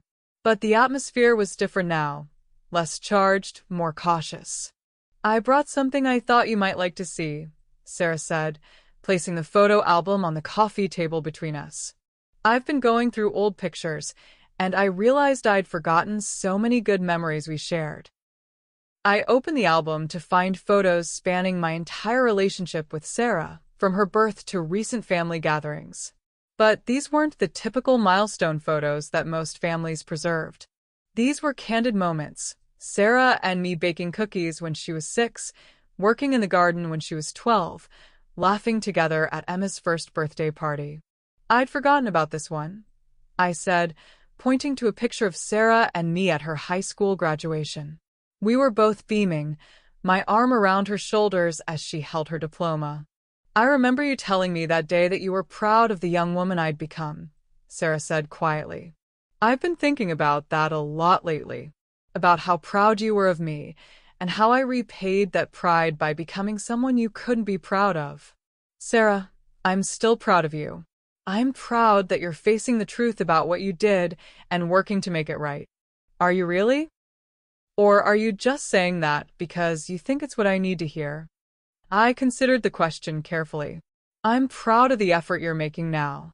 I'm proud that you had the courage to make a public confession and apologize. But I'm still hurt by what you did, and I'm still waiting to see if the changes are genuine and lasting." She nodded. "That's fair. More than fair." We spent the next hour going through the album, remembering better times and talking about what had gone wrong between us. For the first time since this ordeal began, I felt like I was talking to my daughter, not the manipulative woman she'd become, but the child I'd raised with love and hope. "Mom, can I ask you something?" Sarah said as we neared the end of the album. "When did you first realize I was lying to you? Not just about the vacation, but about everything. I think part of me knew for years that something wasn't right. You'd become so distant, so evasive. But I kept making excuses for your behavior because I didn't want to believe my daughter was deliberately deceiving me." "What finally convinced you?" "The phone call about the vacation. The story was too elaborate, too convenient.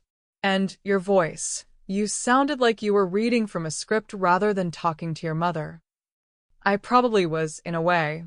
I'd been rehearsing explanations for so long that lying had become more natural than telling the truth. That evening, Emma stopped by to work on her college essay. As we sat at my kitchen table, she told me about the changes she'd been observing in her family. Mom's been different since the whole vacation thing came out, Emma said. She's more present, I guess. Less worried about managing everyone's perceptions and more focused on actually connecting with people. How do you feel about everything that's happened? Honestly, I'm relieved. I've been watching Mom treat you badly for years, and I never understood why. Now that the truth is out, maybe we can actually be a normal family. What does a normal family look like to you? One where people tell the truth to each other. Where grandma gets invited to things because she's grandma, not because she might be useful or convenient. Where mom doesn't have to pretend to be someone she's not. Out of the mouths of babes. The following Sunday, I attended Emma's school play, a production of Our Town, in which she played Emily Webb. As promised, Sarah had saved me a seat with the family, not hidden in the back or off to the side. Daniel was on my left, Sarah on my right, and Jake beside her. During intermission, several other parents approached our group to chat. I watched Sarah carefully, looking for signs that she was embarrassed by my presence or trying to manage the interaction. Instead, she introduced me naturally as my mother, Bella, and included me in the conversations without any apparent discomfort. After the play, we went to Mel's Ice Cream Parlor, a local institution that had been serving families for 3 generations. As we sat around a large table sharing sundaes and talking about Emma's performance, I felt something I hadn't experienced in years, the simple pleasure of being included as a natural part of my family. Grandma, Jake said suddenly, are you and Mom okay now? Like, really okay? Sarah and I looked at each other across the table. We're working on it, I said carefully. These things take time. But you're not mad at each other anymore? I'm not mad, I said. But trust, once broken, takes time to rebuild. Sarah nodded. Your grandmother is being very patient with me while I prove that I've really changed. How will you prove it? Emma asked. By treating her with the respect and inclusion she's always deserved, Sarah said. By making decisions based on honesty instead of managing perceptions. By remembering that she's my mother, not a problem to be solved. It was the right answer, but answers are easy. I was waiting to see if her actions would match her words. 6 months after the mountain vacation that changed everything, I found myself sitting in an airplane for the first time in 5 years. Sarah was beside me, both of us looking out the window as we descended toward Denver International Airport. Are you nervous? She asked. A little excited, a little nervous, I admitted. It's been a long time since I've traveled anywhere. We can take things as slowly as you want. No pressure to keep up with an itinerary or pretend to enjoy something you don't. This trip, a long weekend in Colorado to visit the Rocky Mountain National Park, was Sarah's idea. Not a guilt-motivated gesture or an obligation reluctantly fulfilled, but a genuine invitation extended because she wanted to spend time with me. The invitation had come 3 weeks earlier, during one of our now regular Tuesday lunch meetings. Sarah had been telling me about a travel article she'd read when she suddenly stopped mid-sentence. Mom, would you like to go to Colorado with me? Not for any special occasion, just because I think you'd enjoy the mountains and I'd enjoy experiencing them with you. I'd been cautious. What about Daniel and the kids? This would be just us. A mother-daughter trip. The kind we talked about having years ago. What changed your mind? I realized that I've been so focused on proving I've changed that I forgot to actually enjoy having a relationship with you. I want to take a trip with you because I genuinely want to spend time with you, not because I'm trying to make amends. The honesty of her answer had convinced me to say yes.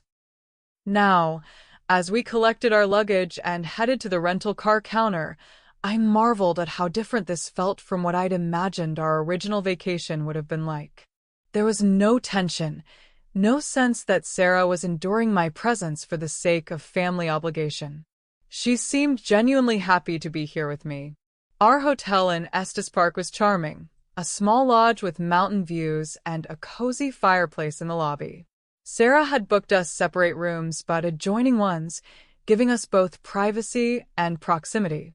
"What would you like to do first?" she asked as we settled into the lobby with cups of hot chocolate. "I'd like to hear about what you've learned in therapy," I said.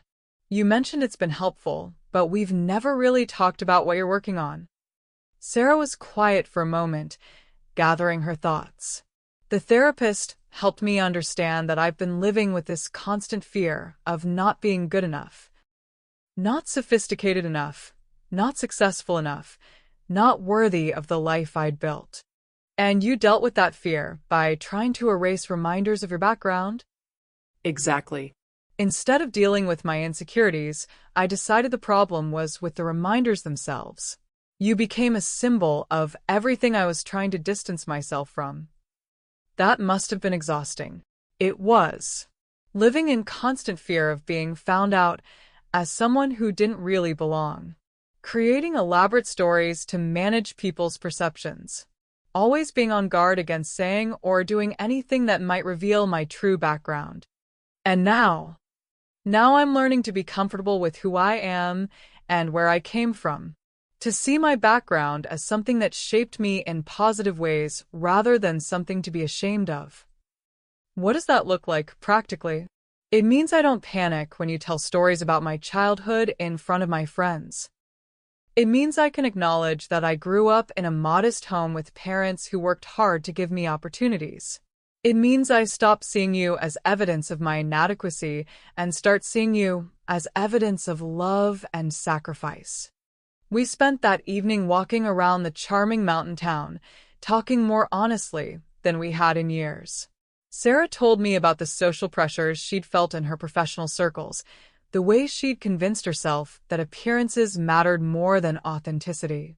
I told her about the loneliness I'd experienced over the past few years, the gradual realization that my own daughter was embarrassed by me. The hardest part, I admitted as we sat on a bench overlooking a moonlit lake, wasn't the exclusion itself. It was feeling like I'd failed as a mother, like I'd somehow raised a daughter who could treat me so callously. "You didn't fail as a mother," Sarah said firmly. "I failed as a daughter. You raised me with values of honesty and kindness, and I chose to abandon those values in pursuit of social acceptance. But I keep wondering what I could have done differently. Were there signs I missed? Should I have called you out earlier when the lies started? Maybe. But Mom, I was an adult making adult choices. You couldn't have prevented me from becoming someone you didn't recognize." The next morning, we hiked one of the easier trails in Rocky Mountain National Park. The scenery was breathtaking: snow-capped peaks, alpine meadows, crystalline lakes that reflected the sky like mirrors. But more than the natural beauty, I was struck by how comfortable Sarah seemed with just being present with me. "You know," she said as we stopped to rest beside a mountain stream, "this is what I pictured when I first suggested we take a trip together. Just the two of us, no agenda except enjoying each other's company." What happened to that picture? I let my anxieties and insecurities take over. I started overthinking everything, what we'd talk about, whether you'd embarrass me somehow, whether other people would judge me for the kind of mother I had. And now I realize that having a mother who raised me with love and worked multiple jobs to give me opportunities isn't something to be embarrassed about. It's something to be proud of. That afternoon, we visited a local art gallery where Sarah surprised me by purchasing a small landscape painting that reminded her of our hike. "I want to hang this in my office," she explained, "to remind me of this trip and what it represents." What does it represent? A new beginning. A relationship based on honesty instead of managing perceptions. Time spent together because we want to be together, not because family obligation requires it. On our last evening, we had dinner at a restaurant with panoramic mountain views. As we lingered over dessert and coffee, Sarah pulled out an envelope. "I have something for you," she said. Something I should have given you months ago. Inside the envelope was a handwritten letter, several pages long. The first lines read, "Dear Mom, I want to thank you for not giving up on me, even when I gave you every reason to. I want to thank you for fighting for our relationship when I was too cowardly to fight for it myself.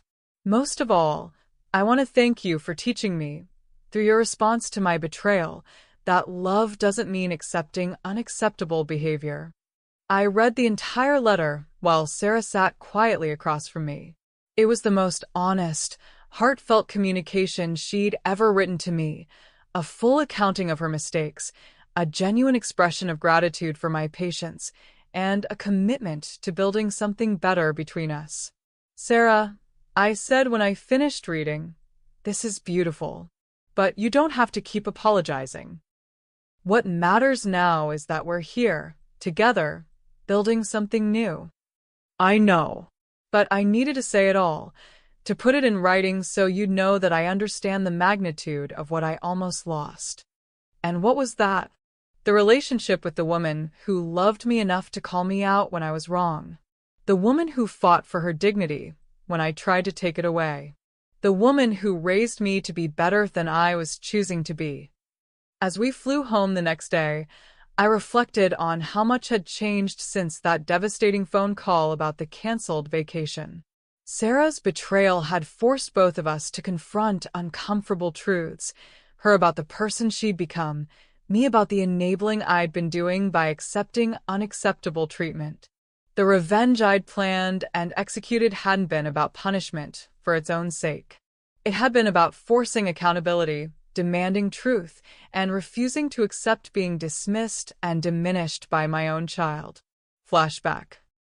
The moment of decision. I remembered sitting in my kitchen that first morning after discovering Sarah's lies, feeling the weight of decades of taking whatever scraps of attention and respect she chose to give me. I'd had a choice in that moment, to accept her explanation and fade quietly into the background of her life, or to fight for my dignity and demand better. I'd chosen to fight, and that choice had saved our relationship. Present day. "Mom," Sarah said as we waited for our luggage at the airport, "I know I've said this before, but I need to say it again. Thank you for not letting me get away with treating you badly. Thank you for demanding better." "You don't have to thank me for that, sweetheart. That's what people do when they love someone. They hold them accountable for their actions. Not everyone would have fought as hard as you did. A lot of people would have just accepted the situation and faded into the background. I'm not a background kind of woman." Sarah laughed. "No, you're definitely not. And I'm grateful for that." As we drove home from the airport, I thought about the lessons this entire experience had taught me. That love without respect is just another form of suffering. That enabling bad behavior isn't kindness, it's cruelty to everyone involved. That sometimes the most loving thing you can do is refuse to accept unacceptable treatment. Most importantly, I'd learned that it's never too late to demand better. At 70 years old, I'd fought for my dignity and won. I'd rebuilt a relationship that seemed beyond repair. I'd proven to myself and everyone else that age doesn't make you powerless. Wisdom and determination do. The house felt different when we walked through the door. Not just because Sarah was with me, but because I was different. I was no longer the woman who accepted whatever treatment her daughter chose to give her. I was Bella Crichton, a woman who knew her worth and demanded that others recognize it too. That evening, as Sarah helped me unpack and we looked through the photos from our trip, my phone rang. It was Emma. "Grandma, how was Colorado? Did you and Mom have a good time?" "We had a wonderful time, sweetheart. Your mother and I are learning to enjoy each other's company again." "I'm so happy to hear that. You know, some of my friends have been telling me how cool it is that you stood up for yourself and made Mom face the truth about how she was treating you." "It wasn't about being cool, Emma. It was about refusing to be treated poorly by someone I love." "Well, I think you're a badass." I laughed. "Thank you, dear." That's the nicest compliment I've received in years. After Emma hung up, Sarah and I sat in my living room with cups of tea, planning our next adventure. Not because we felt obligated to spend time together, but because we genuinely enjoyed each other's company. Where should we go next? Sarah asked, scrolling through travel websites on her phone. Surprise me, I said. I trust your judgment. It was the first time in years I'd said those words to her and meant them. As I got ready for bed that night, I looked at myself in the mirror and smiled. The woman looking back at me was 70 years old, with gray hair and laugh lines, and the kind of confidence that can only come from surviving betrayal and emerging stronger. I'd started this journey as a mother whose daughter was ashamed of her. I was ending it as a woman whose daughter was proud to call her mom. The revenge I'd planned had worked better than I'd ever imagined. Not because it had punished Sarah, but because it had saved us both. Thank you for joining me on this journey through her true stories. If you believe that truth matters, that dignity is worth fighting for, and that it's never too late to demand better treatment from the people in your life, please hit that subscribe button. Your support helps us continue sharing stories of women who refuse to be taken advantage of, who stand up for themselves, and who prove that courage has no expiration date. Remember, you are never too old to fight for your dignity, never too powerless to demand respect, and never too late to rewrite the story of how others are allowed to treat you. Sometimes the most loving thing you can do is refuse to accept unacceptable behavior. Until next time, keep standing tall and demanding the respect you deserve.